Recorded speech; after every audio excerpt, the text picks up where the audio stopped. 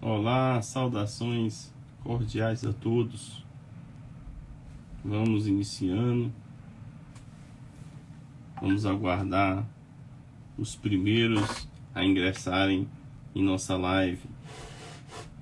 Hoje, sobre o limbo trabalhista previdenciário com o Dr. Fábio.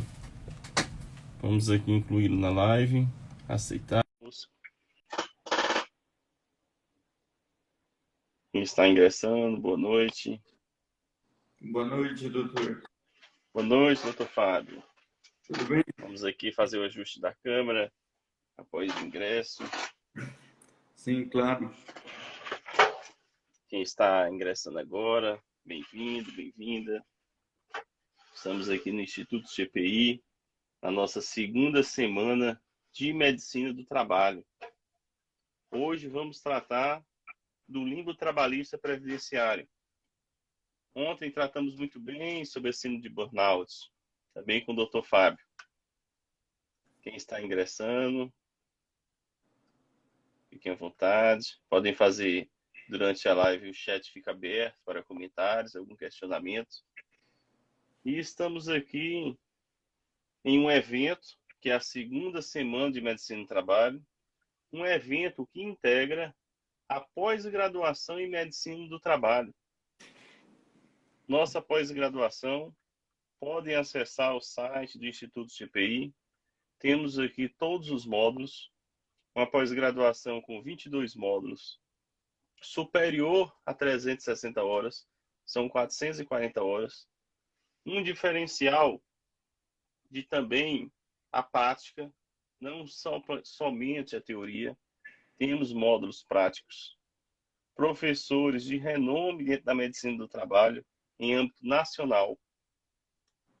Podem acessar o site do Instituto GPI, observar quais são os módulos, observar os objetivos, nosso público-alvo, que são os médicos, uma pós-graduação voltada para os médicos.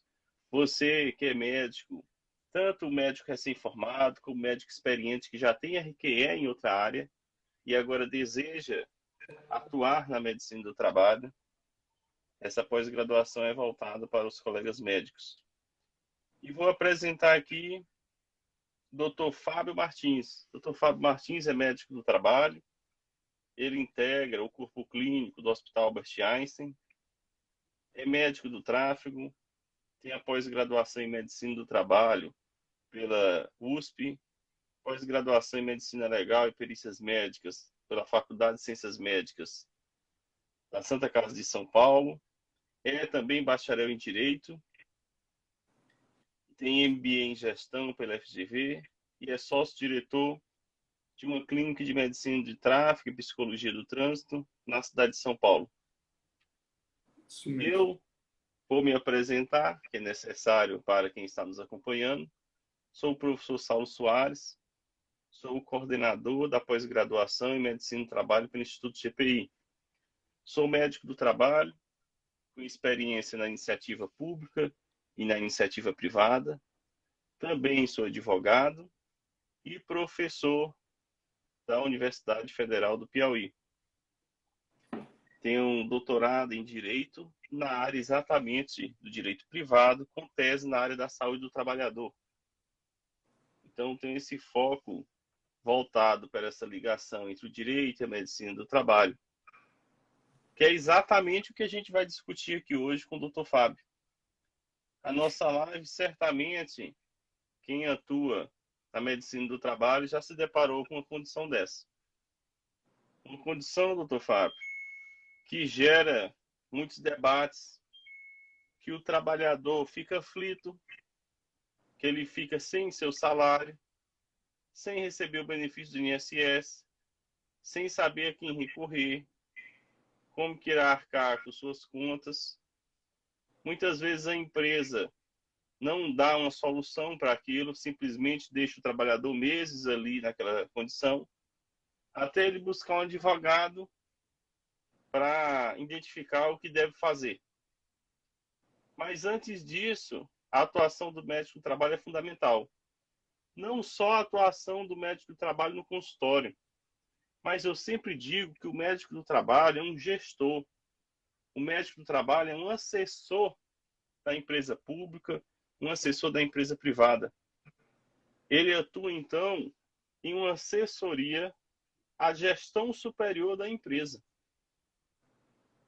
Uma gestão superior atenta, ela sabe que é necessário escutar o médico do trabalho. Porque é o médico do trabalho, o profissional, que conhece quais são os riscos ocupacionais e que conhece de fato a realidade dos trabalhadores, porque ele os escuta no consultório. Tem uma frase, doutor Fábio, conhecida, que é: o consultório de medicina é a caixa de ressonância da empresa. O médico do trabalho sabe o que acontece na empresa, porque ele escuta dos trabalhadores. Então é necessário que a alta gestão da empresa reconheça o papel preponderante da área da saúde do trabalhador. Eu vejo hoje, doutor Fábio, que muitas vezes algumas empresas públicas ou privadas colocam a área de tecnologia da informação, que é importante, em uma hierarquia bem alta dentro da empresa. E o SESMIT, que é o Serviço Especializado em Engenharia de Segurança e Medicina do Trabalho, em uma caixinha lá embaixo, na organização da empresa, no organograma. Isso dificulta muito a atuação do médico do trabalho. Pela própria conduta da organização em não valorizar a unidade organizacional do SESMIT. Você pode descobrir a importância que uma empresa da medicina do trabalho, onde ela classifica o SESMIT. O mais adequado qual é? Que o SESMIT responda diretamente à pessoa com maior poder dentro da empresa. Esse é o correto. Não seja ligado aos recursos humanos, não seja ligado ao administrativo, ou seja, ele tem que ser ligado diretamente ao maior gestor. Geralmente é assim com a área jurídica. Algumas vezes é assim com a área de TI. E não dão essa atenção com a área da saúde do trabalhador. Aí vem as repercussões. Entre elas, podemos dizer, o limbo trabalhista previdenciário. Então, passando ao doutor Fábio, vamos iniciar já então da classificação. Doutor Fábio, o que significa, o que é esse limbo trabalhista previdenciário? Pode ficar à vontade. Ok. Bem, doutor, obrigado novamente pelo convite. Lista previdenciário, pessoas chamam de outros nomes, limbo jurídico, previdenciário, limbo trabalhista, enfim. É uma situação fática, como o senhor já falou no início, em que o trabalhador, o empregado de uma empresa, o empregado de uma empresa, quando adoecido, né, e não puder ter sua força de trabalho, precisar se afastar da empresa, acontece alguma coisa que não é o que se espera, em que ele fica sem receber nem da empresa, nem o salário dele, e ele não tem o benefício do INSS. Para falar o que é o limpo, seria interessante falar qual que é o procedimento correto, o normal de acontecer. O normal é o seguinte: o sujeito ficou doente por algum motivo da sua vida cotidiana e precisou se afastar. O médico dele, o médico privado dele, o médico assistente, deu um atestado lá de 20 dias, 30 dias, 60 dias. E como é acima de 15 dias, a empresa paga os 15 primeiros dias do afastamento dele, e daí por diante, quem custeia isso, como ele é um segurado da Previdência Social, quem custeia a subsistência dele é a Previdência Social. Então ele passa lá no médico do trabalho, o médico do trabalho, concordando com o médico assistente dele, encaminha ele com toda a documentação para o perito médico federal, que é o médico do INSS, que vai avaliar sua incapacidade para o trabalho. Avaliando a incapacidade, concordando com o tempo estimado para a recuperação, ele fica afastado e recebendo o benefício, geralmente o auxílio doença, né, do INSS. E quando ele melhora, ele volta para o trabalho, passa no médico do trabalho para fazer o exame de retorno ao trabalho, o médico dá apta, ele volta para suas funções normal. Isso é o que normalmente ocorre. Só que nesse caminho podem ocorrer vários problemas. O principal dele é o seguinte: ele chega no INSS com toda a documentação, exames complementares, o relatório médico do assistente, do seu médico assistente, o especialista, o relatório médico do trabalho, dizendo que ele tem determinada patologia, ele precisa se afastar de suas por um período determinado para tratamento. E o médico do INSS, ele de alguma forma discorda. Ou ele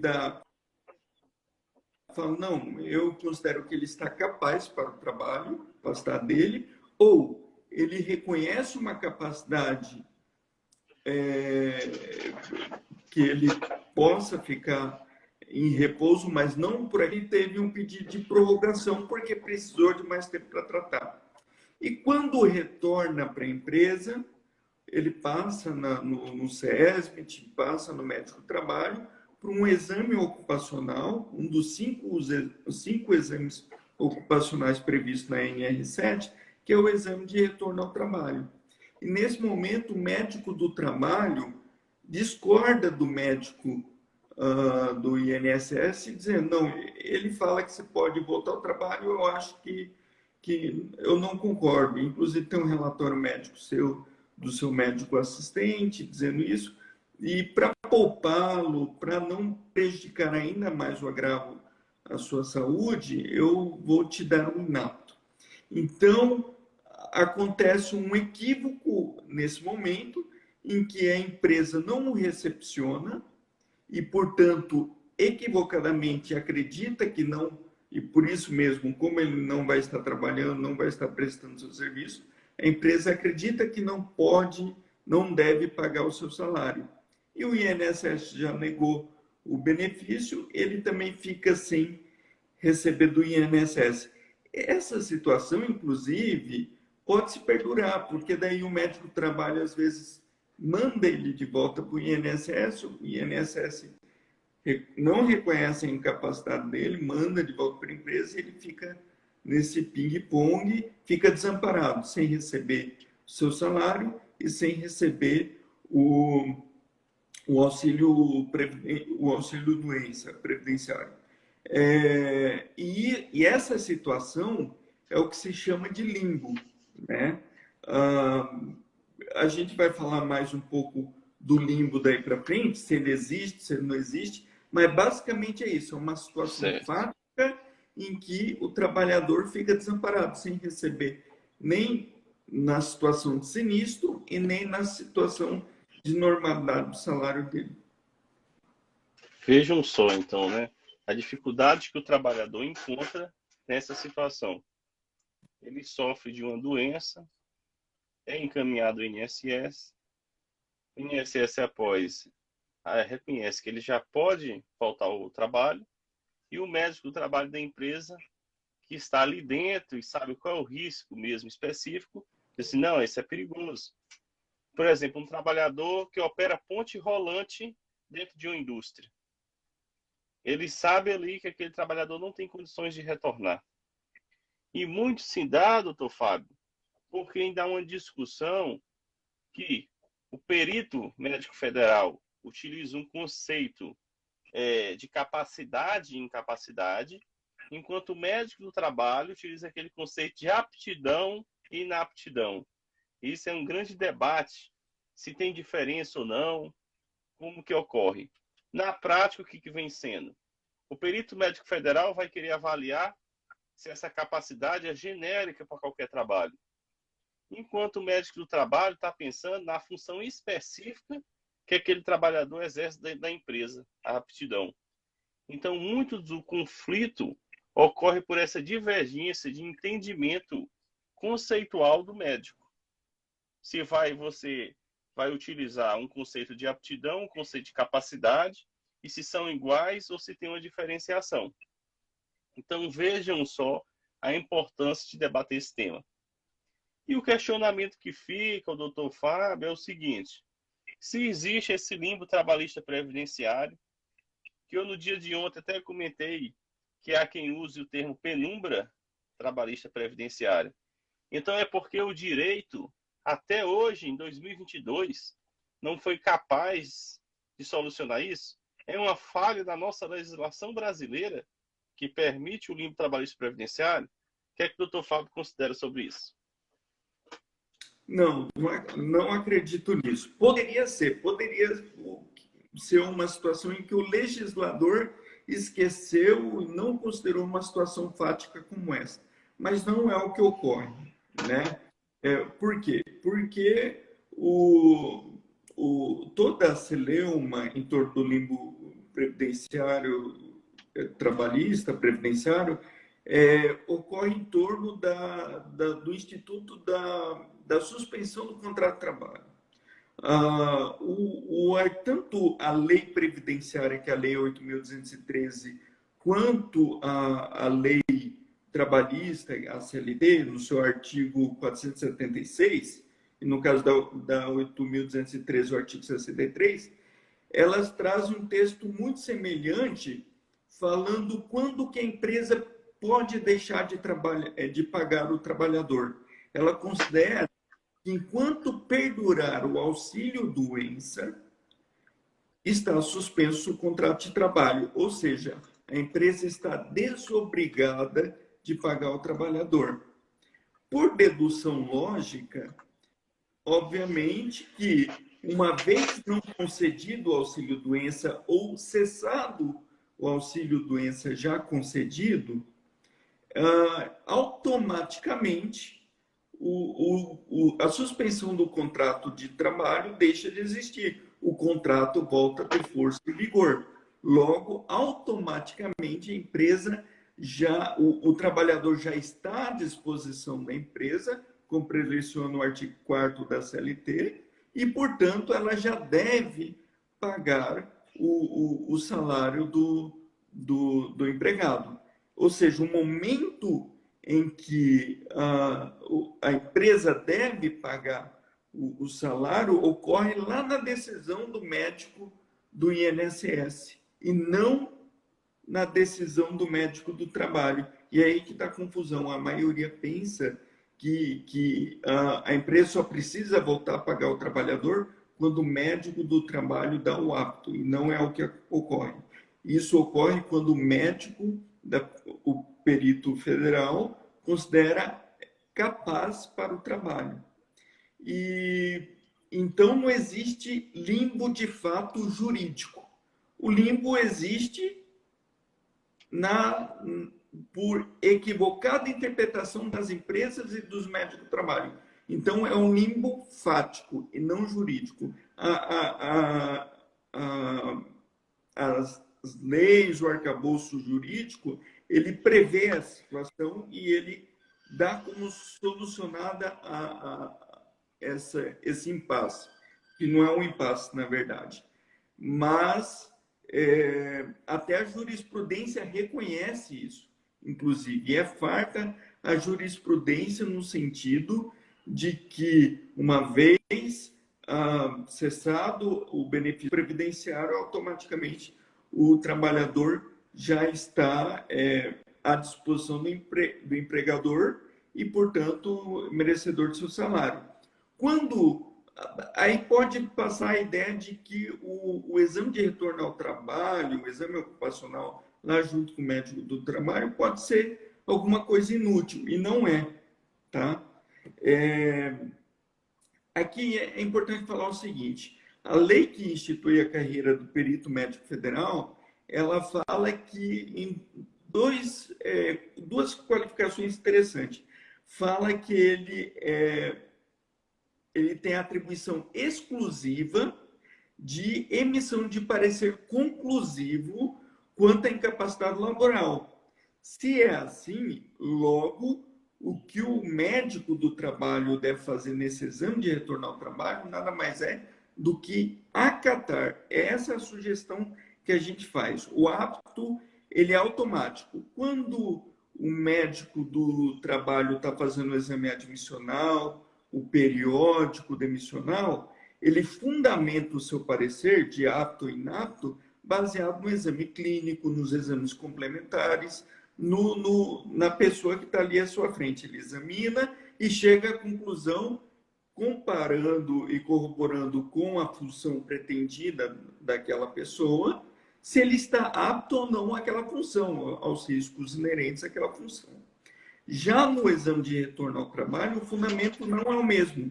O fundamento seria justamente a decisão do médico do INSS, que dá a capacidade para o trabalhador, que reconhece a capacidade do trabalhador. E, portanto, ele dá um apto quase que automático. Mas não é por isso que o exame de retorno ao trabalho é inútil. Por quê?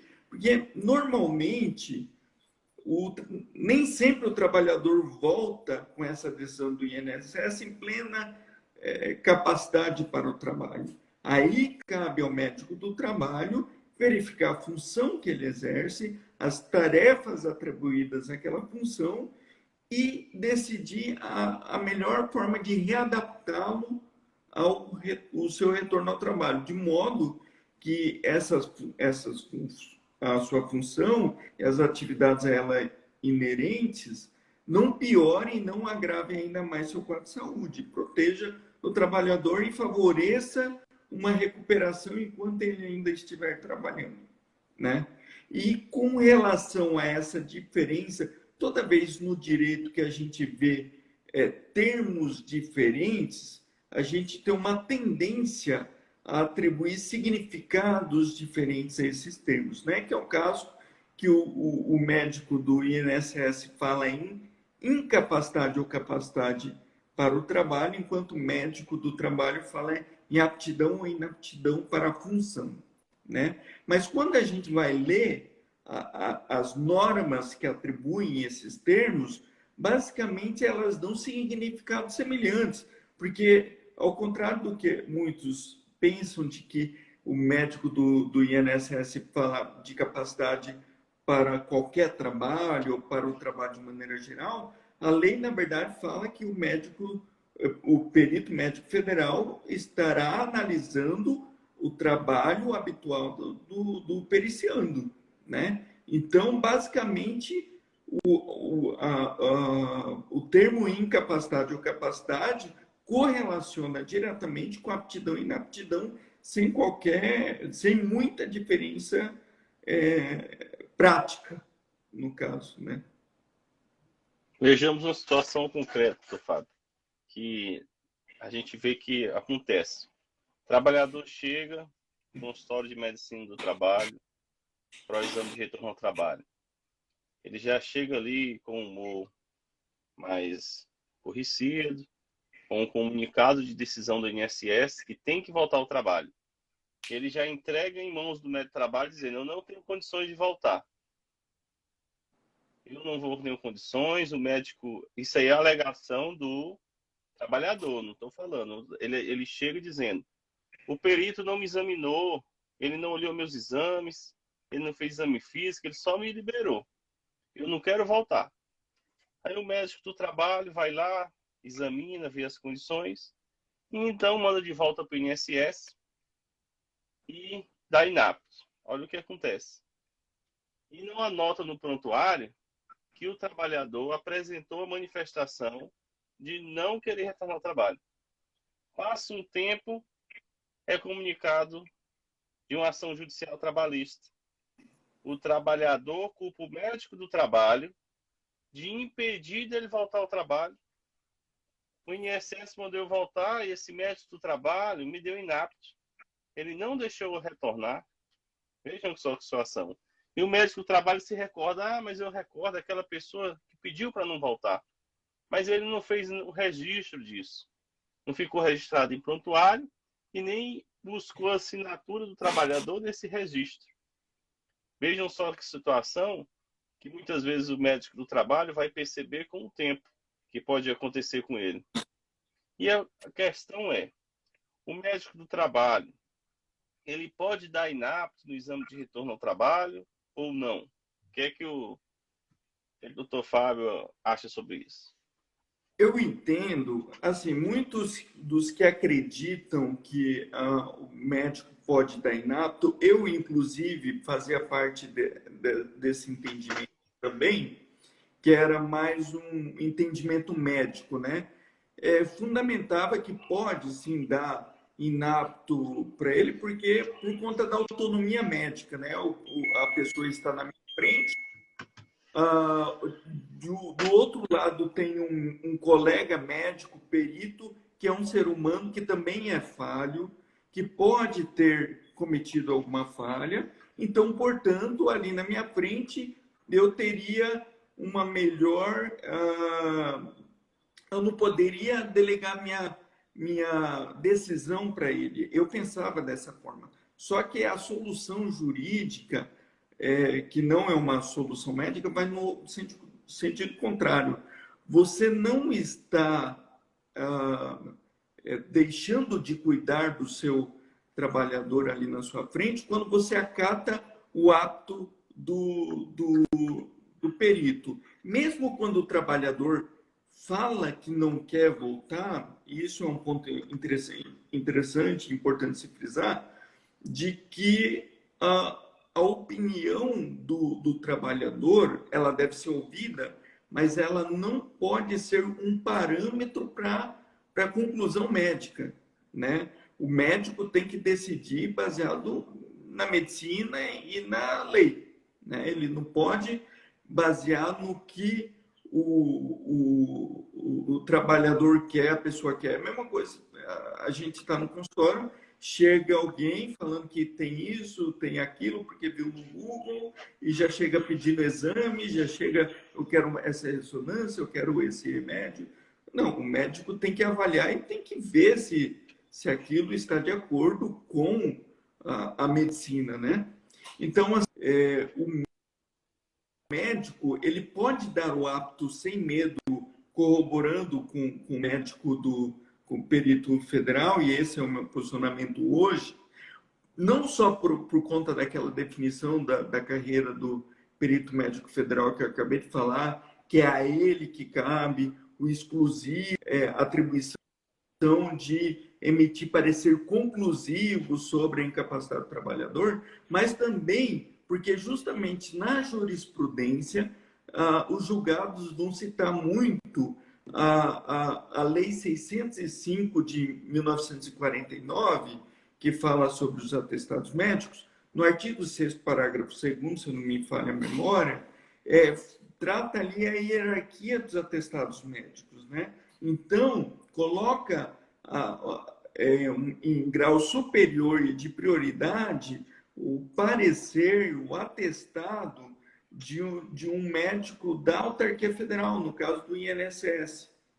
E daí vai falando quais são as hierarquias inferiores. O médico do trabalho está ali em terceiro lugar, inclusive de outros médicos, de outros serviços públicos, tem uma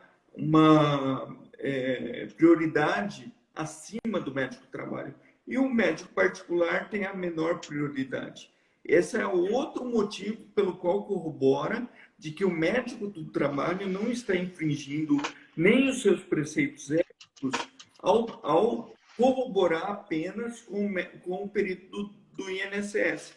Mas ali no exame de retorno ao trabalho, ele inclusive, dando apto para o trabalhador, ele vê que a função dele não tem nada que ele possa fazer para adaptar para que o trabalhador possa continuar trabalhando, ele inclusive pode deixá-lo em repouso, né, em casa até recuperação, eventualmente reencaminhá-lo ao INSS, mas no momento em que ele deu o ato e retornou ao trabalho e o trabalhador passou a receber e a empresa entendeu, seja pelo ato ou não do médico do trabalho, que tem que continuar pagando salário, a jurisprudência é farta em dizer que o limbo trabalhista está desconfigurado. Então, já é problema o limbo trabalhista. A gente tem que cuidar da saúde do trabalhador? Tem. Se não der para adaptá-lo e ele precisar ficar de repouso, que fique em repouso e mande ele, quando necessário, novamente ao INSS para nova avaliação. E caso ficar configurado de que ele realmente precisava desse repouso, a jurisprudência também alerta em muitos dos julgados condenando as empresas que falam, olha, a empresa poderia, inclusive, entrar com ação de regresso, uma ação regressiva, exigindo o ressarcimento do erário, no caso dos cofres públicos por conta da autarquia, por conta do tempo que ele ficou sem a prestação de serviço, justamente porque estava incapacitado e daí reconhecendo o erro, no caso, o eventual erro da perícia federal, né? Principalmente agora que tem algumas mudanças legislativas, que tem até alta automática, algumas coisas nesse sentido, né? Então, dessa forma, o importante é que a empresa mantenha o pagamento do salário. Sim. O que acontece? O trabalhador, nesse caso, ele vai ficar lá de repouso. Vai reencaminhar o INSS, mas a empresa arca com o salário nesse período. Esse é o entendimento jurisprudencial, que a empresa não pode negar o retorno do trabalhador, já liberado pelo INSS, e ainda ficar sem pagar seu salário. Ou seja, a empresa é condenada nisso.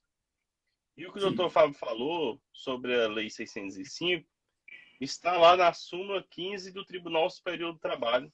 A súmula 15 do TST vai justamente valorizar a ordem preferencial dos atestados médicos na legislação brasileira. E o atestado médico, desse ponto de vista legal, do perito do INSS, é superior hierarquicamente ao atestado do médico do trabalho. Não quer dizer que o perito do INSS, o perito médico federal, tem mais autonomia do que o médico do trabalho. Não é isso. Mas é uma disposição legal.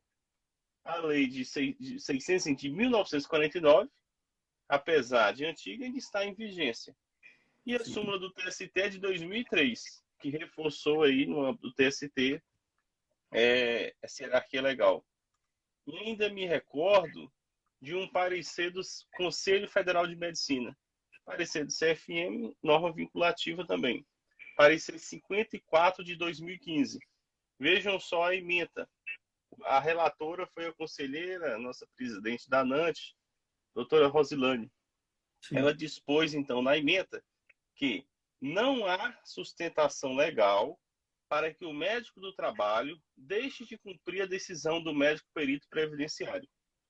Cabe ao médico do trabalho realizar o exame de retorno ao trabalho, emitir o ASO, bem como encaminhar o trabalhador à Previdência Social quando necessário. E, se for em caso de pessoa com deficiência, fazer a adaptação do trabalho ao homem sem qualquer tipo de discriminação. Vejam só aí a importância do retorno ao trabalho. Avaliar ainda essa necessidade de uma adaptação naquele momento. E nisso vou questionar, falando sobre o exame de retorno ao trabalho. Para que serve, doutor Fábio? Qual a utilidade prática do exame de retorno ao trabalho? Muitas vezes é um exame mais demorado, o médico examinador, o médico do trabalho sabe disso. É um exame que algumas vezes o trabalhador vem aí com angústias e vai apresentar todas ao médico do trabalho. Ele acaba recebendo ali como um para-raio de tudo que vem acontecendo, de como ele foi tratado do INSS, de como ele foi tratado pela empresa. Vai tudo ao médico do trabalho no exame de retorno ao trabalho. Para que serve e qual a utilidade desse exame, doutor Fábio?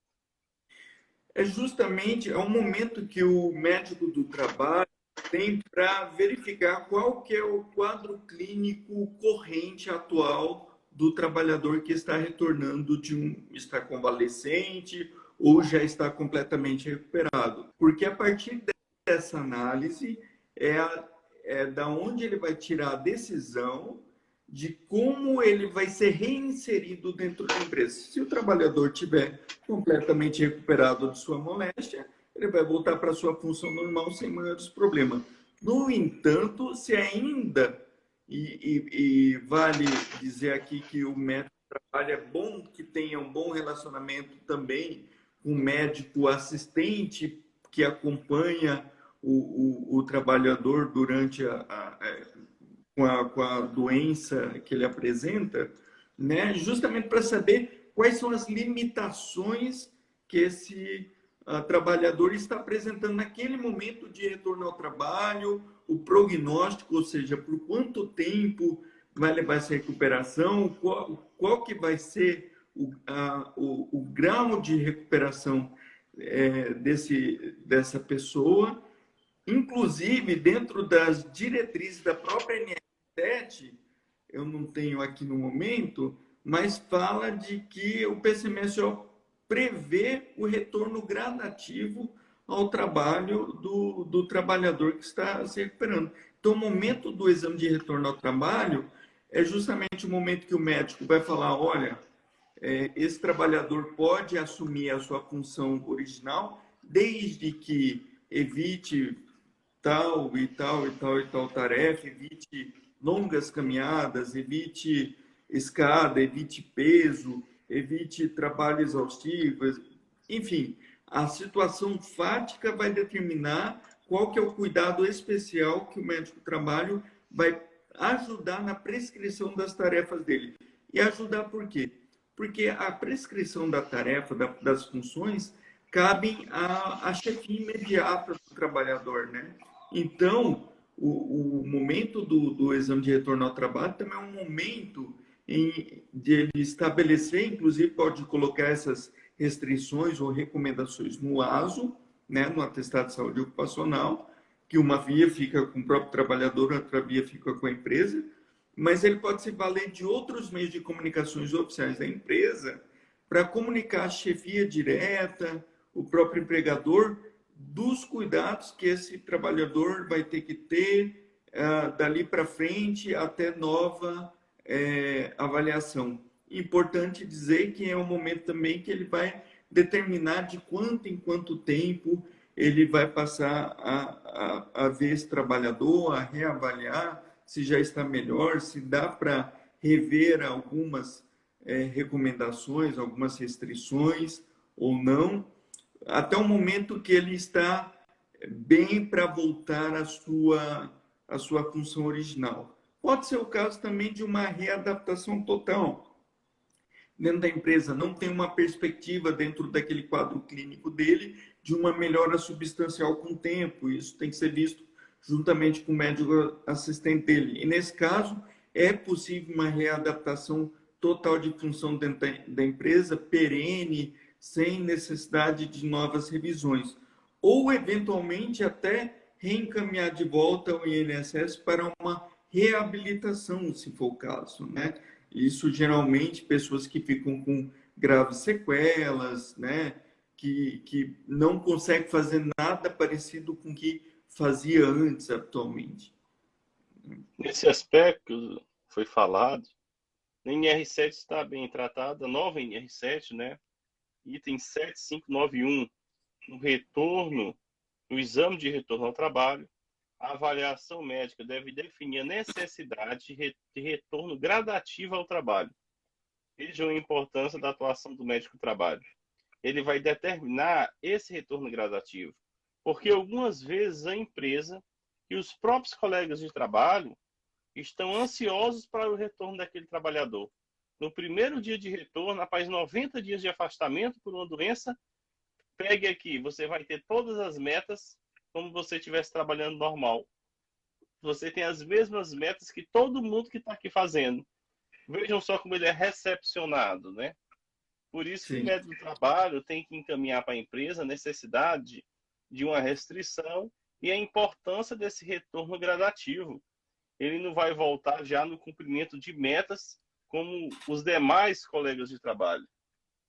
Muitas vezes sim, essa recepção é muito inadequada no exame de retorno ao trabalho por parte da empresa, de querer já que aquele trabalhador dê o seu máximo no primeiro dia, não permite ali uma readaptação mental ao trabalho, né? Isso aí o trabalhador sofre muito no aspecto de ver que não foi cuidado, não estavam ali se importando com ele. mas querem mesmo a força do seu trabalho, né? Então, essa necessidade. Vamos aqui avançando. Nesse impasse, que a empresa pode ser demandada na Justiça do Trabalho em razão do limpo trabalhista previdenciário, que o trabalhador está sem salário e sem o benefício do auxílio por incapacidade temporária. Como que a empresa, entre as soluções, qual a solução que ela pode utilizar para evitar ou reduzir as chances de um limbo trabalhista previdenciário? A primeira dela é pagar o salário, né, do trabalhador que teve a incapacidade reconhecida durante a perícia previdenciária, né? De imediato pagar o seu salário. A questão e não esperar a decisão do médico do trabalho, porque uma coisa independe da outra, né? Inclusive, há casos em que o médico dá inapto e a empresa continua pagando o salário do trabalhador. E usa, inclusive, isso para ressarcir depois da própria Previdência. Então, o primeiro passo que uma empresa tem que fazer é reconhecer de que o salário é devido, assim que ele teve o reconhecimento da incapacidade. O segundo passo é da melhor forma de readaptá-lo ao trabalho. Por quê? Muitas vezes a empresa, sem necessidade, ela tem condições até de absorver o trabalhador, mas por algum motivo ela deixa ele em casa, né? E isso pode ser objeto de demanda judicial também, como um assédio moral, no sentido de ele não poder estar inserido no trabalho, não ser tido como útil para a sociedade, para o que ele para o que ele se propõe a fazer, para o que ele foi contratado. E tem jurisprudência, não é muito, mas que reconhece inclusive isso. Então, outra forma de evitar as consequências ruins em eventual litígio judicial, as empresas não só paguem o salário, mas tente absorvê-lo da melhor maneira possível. E daí é importante o médico do trabalho que vai direcionar a capacidade e as limitações e as restrições que esse trabalhador tem que ter. Quando fala em retorno gradativo, pode inclusive falar a respeito de diminuição de carga horária de trabalho ou diminuição de carga do próprio trabalho, de atribuições que ele tinha antes de ter se adoecido, né? Então, essas são as formas que a empresa tem para minimizar. Veja, a gente nunca pode dizer que garantir sucesso de demandas judiciais. O que a gente pode fazer é verificar o que acontece mais na prática, qual que é a jurisprudência majoritária e aconselhar naquele sentido.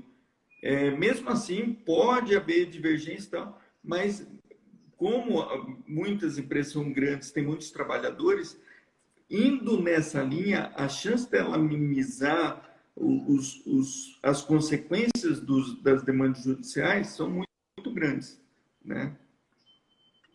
Bem, nesse campo da medicina do trabalho, a gente não vai adentrar aqui, mas certamente na nossa pós-graduação, temos a principal resolução do Conselho Federal de Medicina sobre a matéria, que é a recente resolução 2297/2021. Ela é uma resolução que dispõe sobre todas as normas específicas para médicos que atendam um trabalhador. Vejam só, ela não diz que é para médicos do trabalho, mas para médicos que atendam um trabalhador. Ou seja, qualquer médico que atenda o trabalhador, ele vai ter que ter conhecimento sobre essa resolução. E a resolução, por exemplo, no seu artigo 13, trata sobre a atuação do perito médico já judicial, do assistente técnico, a atuação de um coordenador do PCMSO, todos os aspectos que o médico de trabalho tem que estar atento em sua atuação. Outro ponto específico, a própria lei do ato médico, que é a Lei 12.842 de 2013. Ela trata também qual é o objeto de atuação do médico. O médico perito da Previdência Social, que é o médico perito federal, ele também cumpre a lei do ato médico. O perito médico judicial também. Já ouvi uma vez que o perito médico judicial, vejam só, o perito médico judicial trabalhista, ele não tem a obrigação de fazer o tratamento do trabalhador. E certamente não é assim mesmo. Ele está ali na perícia médica judicial trabalhista, com um encargo específico, de avaliar o nexo ocupacional, de avaliar a mensuração de um dano corporal, mas temos que avaliar as exceções. Diante de casos agudos, por exemplo, um periciado que durante a perícia médica federal, a perícia médica judicial trabalhista, sofre um infarto agudo de miocárdio, que ele sofre uma crise hipertensiva, que ele sofre alguma crise alérgica grave. Nessas situações, o perito médico judicial é, antes de tudo, médico. E ele tem que atuar, até mesmo qualquer pessoa, o Código Penal determina isso, que não se pode ter omissão de socorro. Qualquer pessoa, mesmo não só médico, tem que atuar numa situação dessa. O artigo 2º da Lei do Ato Médico diz: o objeto de atuação do médico é a saúde do ser humano. E isso para todo médico. Eu já tinha ouvido falar, alguns anos atrás, em um debate, que o perito médico judicial não deveria ter intervenção sobre isso. Ele virá responder pela consequência. Qualquer pessoa que estiver diante de outra sofrendo um mal súbito e não oferecer qualquer auxílio, ainda mais sendo médico, ela não vai responder só pela omissão de socorro. Ela já chega a responder até pela consequência, como uma lesão corporal ou homicídio. Então, não está especificamente aqui dentro da temática, mas quis trazer esse ponto específico para identificar que o perito médico judicial, o perito médico federal, apesar de não fazerem tratamento da doença do trabalhador, eles também têm o dever, antes de tudo, de atuarem como médico em casos agudos que ocorram ali no consultório. Essa é a importância de valorizar a lei do ato médico, que, antes de tudo, somos médicos, né? Todos os profissionais da medicina são médicos. E até mesmo o não médico tem o dever de não incorrer em omissão de socorro. Prosseguindo, um parecer importante que eu destaco aqui, o parecer do CFM 35/2019, vai tratar sobre aposentadoria especial por trabalho em condições insalubres. O que a ementa traz? Que o médico do trabalho é o profissional tecnicamente habilitado para avaliar também esses pressupostos da aposentadoria especial. Foi um questionamento que foi feito ao CFM e chegou a essa conclusão, demonstrando aí também a atuação do médico do trabalho, que envolve também essa questão dos adicionais de insalubridade, adicional de periculosidade, não somente ali especificamente sobre saúde, mas envolve até um aspecto aí de saúde e segurança do trabalho. Prosseguindo no limbo trabalhista, o Dr. Fábio falou como que a empresa vai agir. E o médico do trabalho? O que é que o médico do trabalho tem que fazer? Bom, o médico do trabalho, ele tem que, como eu disse antes, dar o apto, né? Mas não só isso, o apto completo. Ele tem que verificar a condição do trabalhador e tomar Se tem alguma restrição, né? Se tiver alguma restrição, né?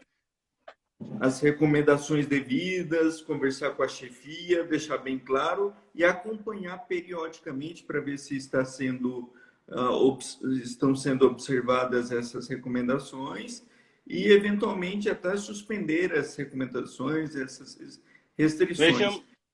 Mas também o médico do trabalho pode imediatamente... Veja, quando ele passa no retorno ao trabalho, o médico dá apto, já está desconfigurado o limbo, né, prático. Então, no dia seguinte, se há até uma piora, dependendo das circunstâncias do quadro clínico do trabalhador, o médico do trabalho pode, inclusive, imediatamente reencaminhar ao INSS. E pela instrução normativa 77 do INSS, nem precisa ter mais os 15 dias de atestado com pagamento da empresa, já pode mandar diretamente para o INSS, né, para uma nova reavaliação. E aí, obviamente, cabe ao médico não mandar a mesma documentação, não. Tem fato novo, né? Piorou o quadro, não se adaptou, tentou fazer o retorno ao trabalho, mas teve essa e aquela dificuldade, enfim. Tudo isso o médico do trabalho pode fazer, desde do acolhimento, a recepção do trabalhador, até eventual reencaminhamento para a autarquia federal. Vou tratar de um caso aqui, assim, um caso genérico. Okay. Uma instituição hospitalar, uma profissional da saúde, foi afastada por problema de saúde mental, porque ela pode colocar em risco a saúde dos pacientes. Ela pode injetar um medicamento errado, ela pode gerar uma lesão corporal, até um óbito no paciente. Foi o INSS, digamos assim, desconsiderou o problema de saúde mental numa determinada situação. Voltou à empresa. O médico do trabalho, o que ele vai fazer no caso desse? Se ele der apto, ele vai mandar voltar a ter contato com o paciente, ou ele dá uma aptidão, mas retira das funções o contato com pacientes, né? Até um tratamento mais adequado. Pensando aí já nos terceiros que podem ser prejudicados. Exatamente. Se o médico entender e concordar com o médico do INSS de que ela já está recuperada, ela pode voltar às suas funções normais. Mas não é o que normalmente ocorre. Aí o médico do trabalho precisa observar o princípio da precaução, né? Então ele vai afastá-la de contato direto com o paciente. É uma coisa, inclusive, não muito incomum. Acontece. Profissional de enfermagem, seja técnico de enfermagem ou mesmo enfermeiro, nesses casos, ser atribuído uma função mais administrativa dentro da área da enfermagem mesmo, por exemplo, mas lidando com relatórios e tal, e muitas vezes, não é incomum também, um médico do trabalho atribuir que um colega ou superior imediato, ou mesmo um superior imediato designar um colega para revisar e acompanhar o trabalho dessa pessoa que está retornando ao trabalho com o reconhecimento de incapacidade pela Previdência Social, né? Certo. Então, pode ter todos esses cuidados. Pode ter o acompanhamento de perto e de outro profissional, ver se os relatórios que ela está fazendo estão ok, até ela ganhar capacidade, até ela melhorar seu quadro de saúde, de modo a poder voltar a ter contato com o paciente, poder voltar a administrar medicamento, a monitorar paciente, a lidar com cuidado direto com o paciente, né? Nesse caso. A gente percebe, nesse caso concreto, né, a responsabilidade jurídica do médico do trabalho, né? Que ele pode ser até questionado se ele simplesmente acata a decisão do INSS e não afasta o trabalhador dali do risco para terceiro, ele pode ser até acusado de omissão nesse aspecto. Daí eu faço a última pergunta da nossa live. Quais as repercussões jurídicas do limbo trabalhista previdenciário? Olha, as repercussões jurídicas ocorrem principalmente de maneira pecuniária para a empresa, né? A empresa, ela é uma enxurrada de demanda judicial, trabalhista, principalmente não só contra a autarquia federal, muitas vezes o trabalhador, o empregado insatisfeito, o segurado insatisfeito, ele demanda contra a Previdência Social em busca do benefício. Mas de igual número, mais ou menos, também tem demanda trabalhista para que a Tocando empresa de laptop DMH15 UI. pague aquele eventual tempo de limbo em que ele ficou sem receber. E não só isso, a jurisprudência também é farta no sentido de que reconhece que o salário daquele período de limbo é devido, com os ajustes de prazo e tal, mas também reconhece até reparação por dano moral, por entender que acaba a empresa nessa negligência de entender o artigo 476 da CLT e o 63 da 8.213, de que ela foi negligente e, portanto, incorre na responsabilidade prevista no 187 do Código Civil, ou seja, tem a obrigação de reparar um dano moral, inclusive. Outra repercussão jurídica que pode existir é de que o médico do trabalho que induz a empresa a deixar o trabalhador no limbo e essa empresa vier a ter que arcar com essa responsabilidade que eu acabei de falar do salário, reparação por dano moral e tal, essa empresa pode eventualmente entrar com ação de regresso contra o médico do trabalho por ter dado inapto, por ter forçado um limbo trabalhista previdenciário e para ressarcir esse valor que ela teve que despender, ela vai alegar que, no caso, a culpa não foi dela, com base no artigo 934 do Código Civil, né? De que teria o direito de ação de regresso. Tem algumas outras repercussões possíveis judiciais, só que essas são as que eu vejo que são as principais, né? Muito bem. Estamos chegando próximo ao fim da nossa live. Quem está nos acompanhando, fique à vontade para deixar algum questionamento já nesse final. A gente percebeu a importância da temática do limbo trabalhista previdenciário, que ocorre no dia a dia até das pequenas empresas. E isso se dá à necessidade do gestor público, do gestor privado, valorizar a atuação do médico do trabalho e buscar tê-lo como um assessor direto. A empresa que tem um médico do trabalho e não busca como assessoria, perde a capacidade de evitar um limbo trabalhista previdenciário. Isso se dá porque o médico do trabalho é exatamente o profissional habilitado, o profissional capacitado para realizar esse exame de retorno ao trabalho e evitar que ocorra o limbo trabalhista previdenciário e, ao mesmo tempo, evitar que o trabalhador retorne sem um retorno gradativo, retorne colocando em risco sua saúde ou a vida dos outros. Tudo isso vai ser responsabilidade ali do médico do trabalho. Para tanto, a empresa tem que garantir autonomia para esse profissional. Tem que garantir que as suas decisões sejam cumpridas no âmbito interno da empresa.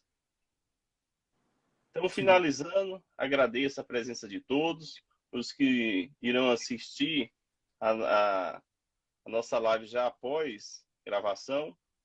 Convido a continuarem acompanhando a nossa segunda semana de Medicina do Trabalho. Amanhã estaremos com o Dr. Eduardo Salles, tratando sobre carreira médica do trabalho, sobre o E-Social. E a nossa pós-graduação em Medicina do Trabalho pelo Instituto GPI é 100% presencial, realizada em Teresina, um fim de semana por mês, 440 horas de carga horária, professores de renome em âmbito nacional. Ao final da nossa segunda semana de Medicina do Trabalho, iremos sortear, o Instituto GPI irá sortear uma bolsa para o nosso curso de Medicina do Trabalho. Tem uma porcentagem específica da bolsa, como informado no site, na divulgação do evento. Então, se inscrevam no site. Os médicos que estão nos acompanhando, que querem conhecer mais sobre a nossa pós-graduação, podem me seguir no Instagram, @SauloSoaresBR. Meu WhatsApp está lá. podem entrar em contato comigo para qualquer dúvida que possuam. E agradeço ao Dr. Fábio, passo a palavra para ele para as considerações finais e depois retorno para mim.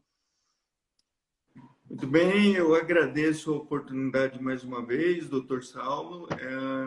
Espero que tenha um alcance desejado essas nossas lives que a gente tem feito, para que não só para que esclareça mas as pessoas sobre os temas abordados, mas também desperte o interesse pelo curso, pela carreira, né? E possam eventualmente se dedicar a uma pós-graduação como eu, mesmo o senhor, né, fizemos, que agrega muito no nosso dia a dia e nossa prática médica.